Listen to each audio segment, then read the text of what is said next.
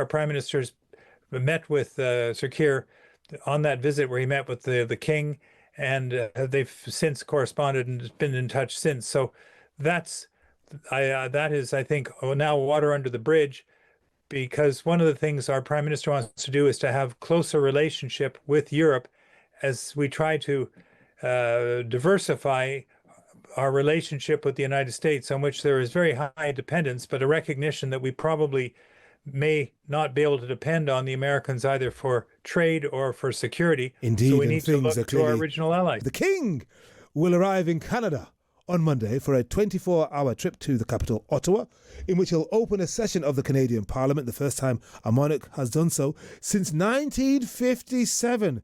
Canada's High Commission in the UK has said the visit will reinforce the country's sovereignty against threats from Donald Trump. And the US president has repeatedly suggested Canada could become the US's 51st state. So could the King's visit dent these aspirations? Let's talk to Colin Robertson, a former diplomat and fellow at the Canadian Global Affairs Institute. Colin, welcome back to the programme. Good to be with you again, Henry. Okay, yeah. So how excited are you? How excited are Canadians, do you think, about this trip, given the background? Well, I think Canadians are intrigued by the coming of the King and the Queen, and I think that it will do a lot to help our tourism, and it will also reinforce our sovereignty. And in many ways, the stagecraft that goes around, the statecraft, is intended for an audience of one, and of course that's Donald Trump, and he'll be watching this with, I think, great interest. And it's in a sense our new Prime Minister Mark Carney giving Mr. Trump the bird. Of course, yes, and the new Prime Minister will have met the King when he was Prince of Wales, or when he was Governor of the Bank of England, on several occasions, one would have thought. Yes, I think that's true. And his first visit before the election of this government, just after he'd become prime minister after succeeding Justin Trudeau as leader, was to go to Paris to see Emmanuel Macron and then come to London, where he first stopped and met with the King. And the King met him wearing his Order of Canada pin, because he is, of course, the King of Canada, and we have our own order. And Mark Carney, who also is an officer in the Order of Canada, his pin had fallen off on the tarmac when he arrived in London. The King offered to exchange the pins, but Mark Carney said, "Unfortunately, I'm not a commander or a companion yet." Oh, I like that. So a bit of bonhomie there, a bit of bonhomie between the two. Yes, and it was then that Prime Minister Carney said, "Look, if I win this election, will you come and open Parliament?" So, in a sense, Carney was thinking 3 steps ahead, even at that time. Yep, and you talked, Colin, a moment ago about statecraft. What do you think it will look like, and what note do you think the King will strike when he opens the Parliament?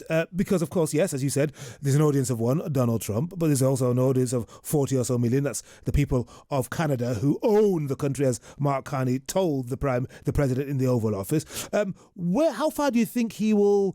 How closely will he skate to the kind of the slightly difficult issues in the background? Well, the King will read the speech from the throne, and so that has already been set up. He will do it's the same as you would do at Westminster for the opening of Parliament when the monarch delivers the speech. It's the same thing here. So you'll have all the pomp and circumstance and pageantry. The Mounties are red-coated Mounties with the state landau. The King will also lay a wreath at the tomb of the unknown soldier. The original wreath was laid in 1939 when it was set up by his grandfather, George VI, and Queen Camilla will be made a member of the Canadian Privy Council, which again is by our Governor General, Mary Simon, who is of Indigenous origin. So there's a whole lot of, as I say, pageantry that goes with this, which I think will not only be seen by the 41 million Canadians, but around the world. There's great international interest in the arrival of the King. And as you pointed out, it's the first time a monarch has delivered the speech since 1977, when his mother, the Queen, delivered the speech from the throne before Pierre Trudeau. Right. And how much support is there for the monarchy? We know that the late Queen, was extremely popular. Yeah. But what about now? And has Canadian support for Charles and Camilla, for the monarchy, increased because of the pressure coming from south of the border? Well, I think the certainly patriotism in Canada has increased significantly, and I think the Prime Minister has been quite clever to bring the King into this because there had been some criticism when Keir Starmer had gone to the White House and delivered the letter from the King for what some would see as an unprecedented second state visit.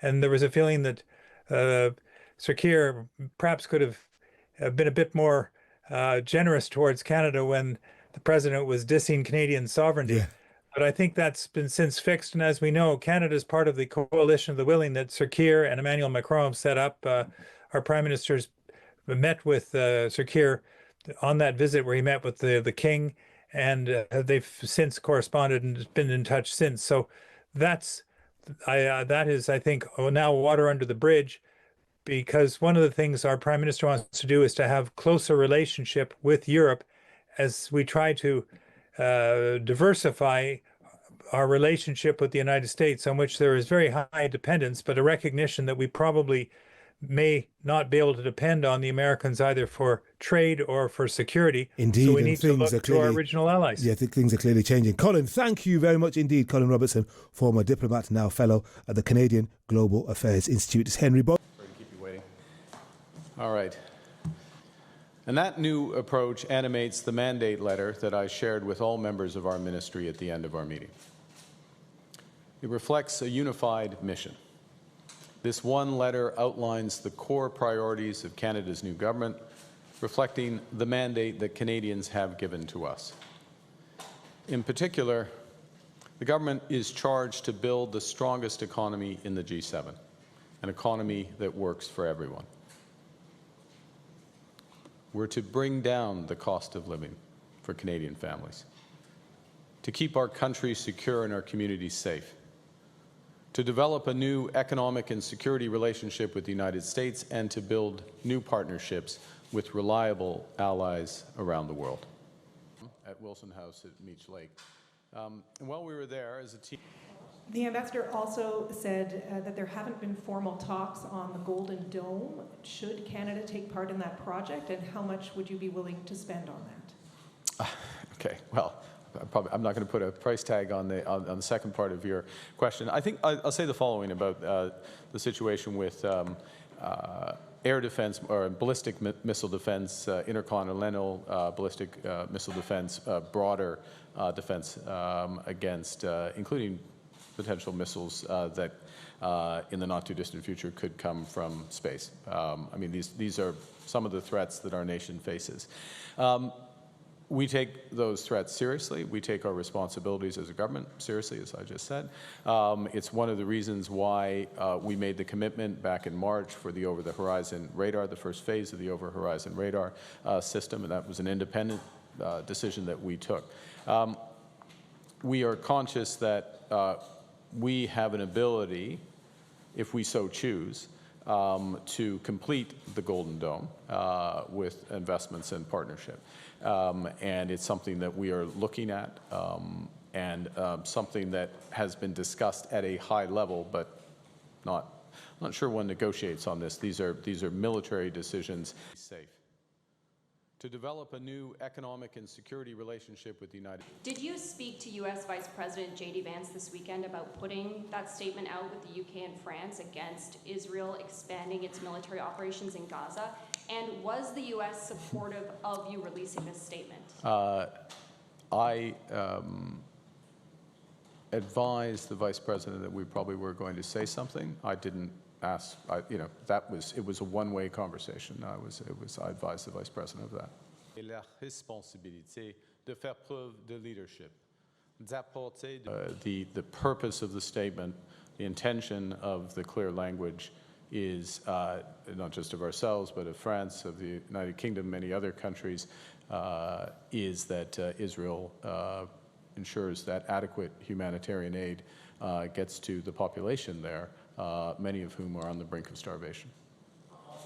Where I reiterated what workers and, well, the Israeli ambassador has been summoned to Global Affairs to see the minister and explain. We expect a full investigation. We expect a immediate explanation of what happened. It's totally unacceptable. It's some of many things that are totally unacceptable that's going on in the region. to address these challenges head on with focus. We had for almost half a century, we as Canada, a relationship with the Americans which were a steady process of deepening integration. Deepening integration in economics. We went from free trade deal through to CUSMA, deepening integration in military aspects. And that process of deepening integration is over. We are in a position now where we cooperate when necessary, but not necessarily cooperate. Next Tuesday, May 27th, in the speech from the throne, His Majesty King Charles III. In the middle of June, I will host the G7 and other world leaders in Alberta to address global challenges ranging from energy security to the future of the new global commercial trading system. By Canada Day, our government intends to take action to eliminate all remaining federal barriers to internal trade. This fall, the Minister of Finance will deliver Budget 2025, a budget based on a clear fiscal outlook shaped by a higher degree of confidence in the prospective efficiencies and cost savings across government, greater clarity on the economic impacts of the trade war, and the commitments on new defence investments necessary to secure Canadian sovereignty and to meet our responsibilities to our allies, as will be agreed at the upcoming NATO summit towards the end of June. Transformation since the fall of the Berlin Wall. Canada has what the world needs and the values the world respects.